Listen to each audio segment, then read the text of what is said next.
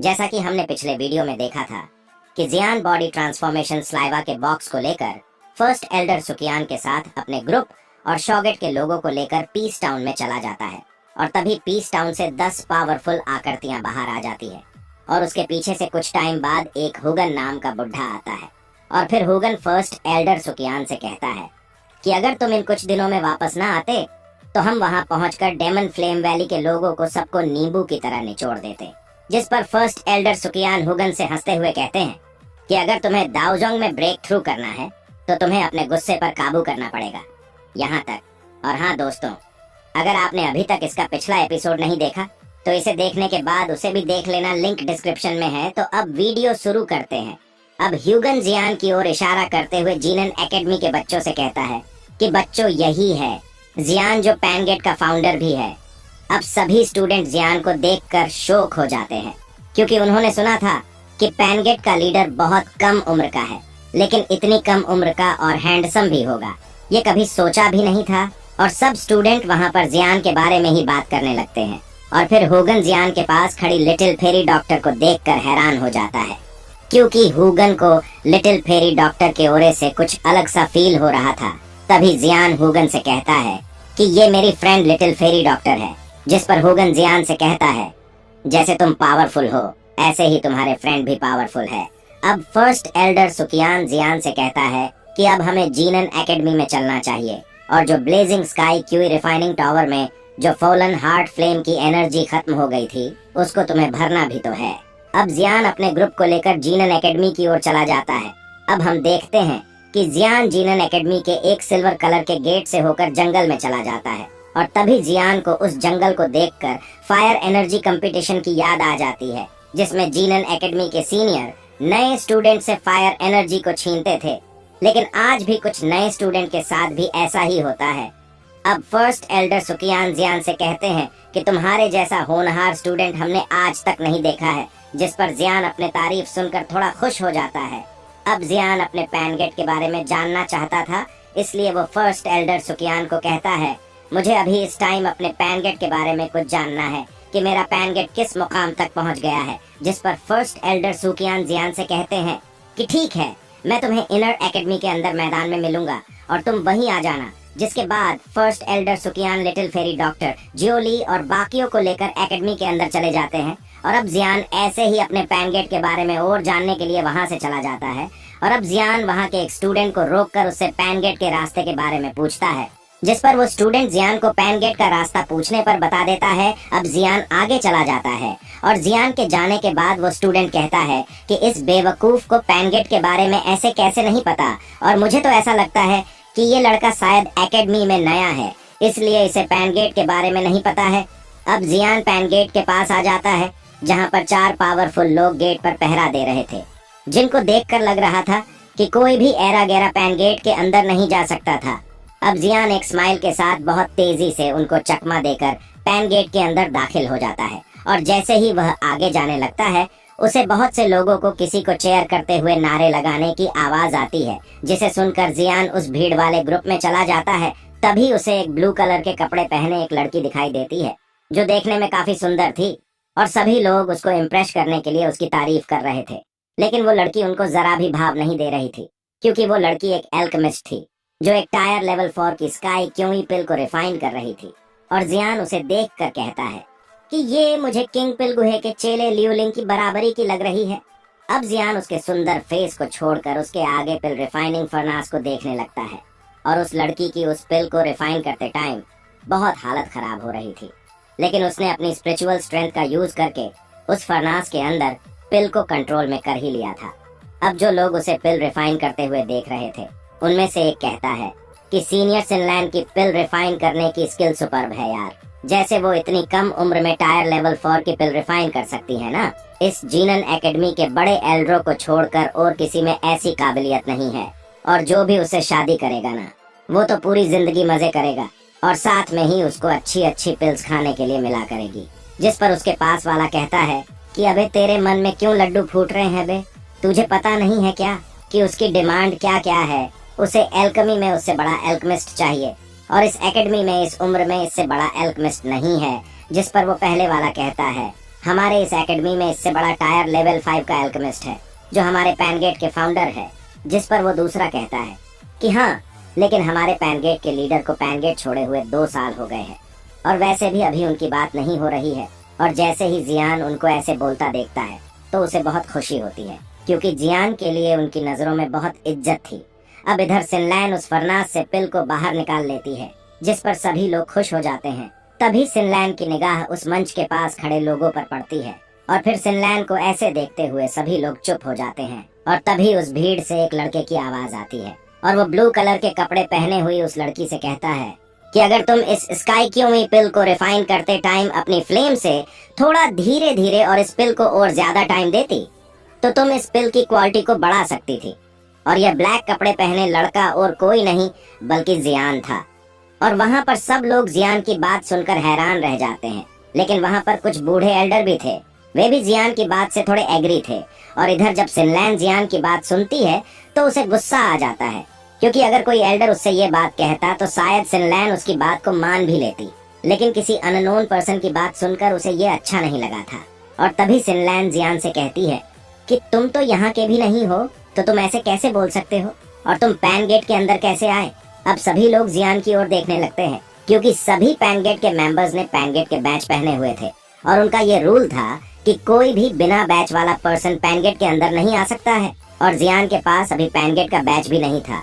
अब सिनलैन जियान के पास आकर कहती है कि एक तो तुम्हारे पास बैच नहीं है और तुम ऐसे कैसे हमारे पैनगेट के अंदर आ सकते हो, क्या तुम बता सकते हो कि तुम यहाँ क्या करने आए हो। और दोस्तों, जियान ने कभी सोचा भी नहीं था कि जब जियान 2 साल बाद जीनन एकेडमी में वापस आएगा तो उसका यहाँ पर ऐसे वेलकम किया जाएगा। अब जियान सिनलैन से एक स्माइल के साथ कहता है कि मैं वू हाओ और हू जिया को ढूंढने के लिए यहाँ आया हूँ। अब ये सुनकर सिनलैन और बाकी लोग हैरान हो जाते हैं, क्योंकि वू हाओ और हू जिया से तो शायद ही वो लोग भी कभी मिल पाए हो, क्योंकि वे दोनों तो बहुत बिजी रहते हैं ना। इसलिए सिनलैन जियान को जीनन एकेडमी का मामूली स्टूडेंट सोच रही थी, जो ऐसे ही यहाँ बस मजे लेने के लिए घूमने आया है। लेकिन उसे क्या पता था कि जियान कौन है। अब जियान सिनलैन की ओर हंसते हुए भीड़ से बाहर जाने लगता है और फिर वो एक लाल कपड़ों वाली लड़की के पास चला जाता है। और वह लड़की सिनलैन की जितनी ही सुंदर थी। अब जियान उस लड़की के सिर पर हाथ फेर कर कहता है कि मुझे तुमसे मिले बिना 2 साल हो गए हैं। और वह लाल कपड़ों वाली लड़की जियान की कजिन जियोमेई थी। और जब जियान जियोमेई के सिर पर ऐसे हाथ फेर रहा था तो तभी सिनलैन जियान को कुछ बोलने वाली थी, लेकिन तभी जियोमेई पीछे मुड़कर देखती है तो उसे उसका कजिन ब्रदर जियान दिखाई देता है। और तभी उसकी आंखों में खुशी के आंसू आ जाते हैं और सब लोग जियोमेई के मुंह से जियान का नाम सुनकर हैरान हो जाते हैं, क्योंकि जियोमेई यहाँ के फाउंडर की कजिन है और इस टाइम जियोमेई ने पैनगेट के फाउंडर का ही नाम लिया था। अब सिनलैन जियान से कहती है कि चीफ, आप मुझे मेरी गलतियों के लिए माफ कर देना, जिस पर जियान एक स्माइल के साथ उसे माफ कर देता है। अब जियान हॉल में चला जाता है, तभी पीछे से दरवाजा खुलता है और एक आवाज आती है कि तुम अपने पैनगेट को ऐसे कैसे छोड़कर मजे में घूम सकते हो। अब हमें दिखाया जाता है वू हाओ और हू जिया को। और जियान ने वू हाओ को तो पहले ही देख लिया था, लेकिन उसने इतने दिनों के बाद हू जिया को देखा था। और अब हू जिया पहले से पावरफुल और सुंदर हो गई थी। और अब हू जिया भी जियान को देखकर समझ गई थी कि इन 2 सालों में जियान पहले से भी पावरफुल हो गया है, क्योंकि उन्होंने पास्ट में इनर एकेडमी के टॉप 10 स्टूडेंट रैंकिंग में आने के लिए आपस में फाइट की थी। तो वे सभी दादाओसी पर ही थे, लेकिन अब वू हाओ और हू जिया दोवोंग लेवल पर पहुंच गए थे। अब जियान दोनों से पैनगेट के बारे में पूछता है, जिस पर वे जियान को बताते हैं कि पैनगेट में अभी बहुत कम ही स्टूडेंट ज्वाइन हो रहे हैं और अब हमारे पैनगेट में लगभग 300 के आसपास स्टूडेंट होंगे और हमारे पैनगेट से हर साल 50 स्टूडेंट शॉगेट में ज्वाइन होते हैं। अब जियान उनसे कहता है कि जीनन एकेडमी के बच्चे काफी टैलेंटेड है और हमें सिर्फ टैलेंटेड बच्चों की जरूरत है, चाहे उनकी क्वांटिटी भले ही कम हो। अब हाओ और हू जिया को जियान को बड़ी रेस्पेक्ट वाली नजरों से देखते हैं और फिर हाओ जियान से पूछता है, आप बहुत लंबे टाइम बाद यहाँ आए हो और अब आप यहाँ कब तक रुकोगे, जिस पर जियान कहता है कि मैं यहाँ पर ज्यादा टाइम के लिए नहीं रुकूंगा। अब जियान की ये बातें सुनकर हॉल में कुछ लोग बहुत निराश से हो जाते हैं और फिर जियान हाओ और हू जिया को बताता है कि मुझे एक नई हेवनली फ्लेम को ढूंढने के लिए जल्दी ही जाना होगा। अब वो हाओ जियान से कहता है कि यहाँ पर बहुत सारे स्टूडेंट तुमको अपना आइडियल मानते हैं, क्या तुम उनसे मिलना चाहिए, जिस पर जियान वो हाओ से कहता है कि क्यों नहीं, जरूर मिलेंगे भाई। अब जियान जैसे ही हॉल से बाहर निकलता है तो सब लोग जियान से मिलते टाइम उसके कपड़े थोड़े बहुत फाड़ देते हैं और अपने पास रख लेते हैं। अब इसके बाद जियान फर्स्ट एल्डर सुकियान से मिलने के लिए एक रूम में चला जाता है और फर्स्ट एल्डर भी जियान की फैन फॉलोइंग को देखकर हंसते हुए जियान का मजाक उड़ाते हैं। अब जियान भी फर्स्ट एल्डर सुकियान के पास एक सीट पर बैठ जाता है और फिर फर्स्ट एल्डर सुकियान जियान से blazing sky QE refining tower की फॉलन हार्ट फ्लेम को भरने के लिए कहते हैं। और फिर जियान यह बात सुनकर हाँ में सर हिलाते हुए फर्स्ट एल्डर सुकियान से अपने पॉइजन स्पॉट को दिखाता है, जिसे देखकर फर्स्ट एल्डर सुकियान भी जियान से कहते हैं कि ये तो एक पॉइजन स्पॉट है। अब जियान हंसते हुए सारी बात फर्स्ट एल्डर को बता देता है और उनसे एकेडमी के हेडमास्टर के बारे में पूछता है। अब फर्स्ट एल्डर सुकियान जियान से कहते हैं कि हेडमास्टर तो तभी आ सकते हैं जब जीनन एकेडमी तबाह होने वाली हो। हालांकि वे तो तब भी यहाँ नहीं आए थे जब हान फैंग ने जीनन एकेडमी पर अटैक कर दिया था, और तुम्हारे इस पॉइजन स्पॉट के लिए मुझे नहीं लगता है कि वो यहाँ आएंगे। अब जियान फर्स्ट एल्डर सुकियान से कहता है, अगर कोई दावजुन नहीं मिलता है तो फिर मेरे पास एक ही रास्ता है। जिस पर फर्स्ट एल्डर सुकियान जियान से पूछते हैं कि कौन सा रास्ता। अब जियान उनको बताता है कि अब मुझे इस मुसीबत से बचने के लिए एक नई हेवनली फ्लेम चाहिए होगी। अब फर्स्ट एल्डर सुकियान जियान से कहते हैं कि मुझसे ज्यादा हेवनली फ्लेम के बारे में तुम्हारे मास्टर जानते होंगे, तुम उनसे क्यों नहीं पूछते हो। अब जियान थोड़ा उदास होकर कहता है कि मास्टर याओ लाओ को तो होल ऑफ सोल के एक प्रोटेक्टर ने पकड़कर उनको होल ऑफ सोल ले गया है, जिसे सुनते ही फर्स्ट एल्डर सुकियान के होश उड़ जाते हैं और वो जियान से कहते हैं कि जब वो मिस्टीरियस होल ऑफ सोल इतने पावरफुल दावजुन को पकड़ सकता है तो तुम यह सोच सकते हो कि उस होल ऑफ सोल की पावर्स कितनी होगी। और ये तो होल ऑफ सोल का एक प्रोटेक्टर था, और जहाँ तक मैंने सुना है कि तुम्हारे मास्टर याओ चैन और होल ऑफ सोल के एक बंदे के साथ फाइट हुई थी जो एक दावजुन था, लेकिन वो बंदा भी तुम्हारे मास्टर को मार नहीं पाया था। और जब तुम्हारे मास्टर इस दाव की कॉन्टिनेंट से गायब हो गए थे तब उनके स्टूडेंट हान फैंग के बताया था कि याओ चैन तो एक मेडिसिन पिल को रिफाइन करते हुए जलकर मर गए थे। और जब यह बात उनके फ्रेंड फैंग जुंजे को पता चली तो उसने पूरे दाव की कॉन्टिनेंट में याओ चैन को ढूंढा था, लेकिन उसे याओ चैन कहीं पर भी नहीं मिले थी। और याओ चैन के गायब होने के पीछे हान फैंग का हाथ है। अगर ये फैंग जुंजे को पता चल जाता तो उसके लिए बहुत ही बुरा होता, और इसलिए हान फैंग इस ब्लैक कॉर्नर रीजन में छुप कर रहने लगा था। मुझ तो ऐसा लगता है कि फैंग जुंजे मास्टर याओ लाओ की दोस्ती एक सगे भाई से भी बढ़कर है, और अगर तुम उनके पास हेल्प के लिए जाते हो तो फैंग जुंजे अपने फ्रेंड के डिसाइबल को देखकर तुम्हारी हेल्प जरूर करेंगे। अब जियान फर्स्ट एल्डर सुकियान से कहता है कि आपको इस दाव की कॉन्टिनेंट के बारे में मेरे से ज्यादा पता है। अगर आपको किसी हेवनली फ्लेम के बारे में पता है तो प्लीज आप मुझे उसके बारे में बता दो, क्योंकि उससे मैं अपने इस डीमन पॉइजन स्पॉट को खत्म करके अपनी पावर्स को बढ़ा सकता हूँ। अब फर्स्ट एल्डर सुकियान जियान को सोचने के बाद बताते हैं कि क्या तुम्हें बर्निंग फ्लेम वैली का नाम सुना है।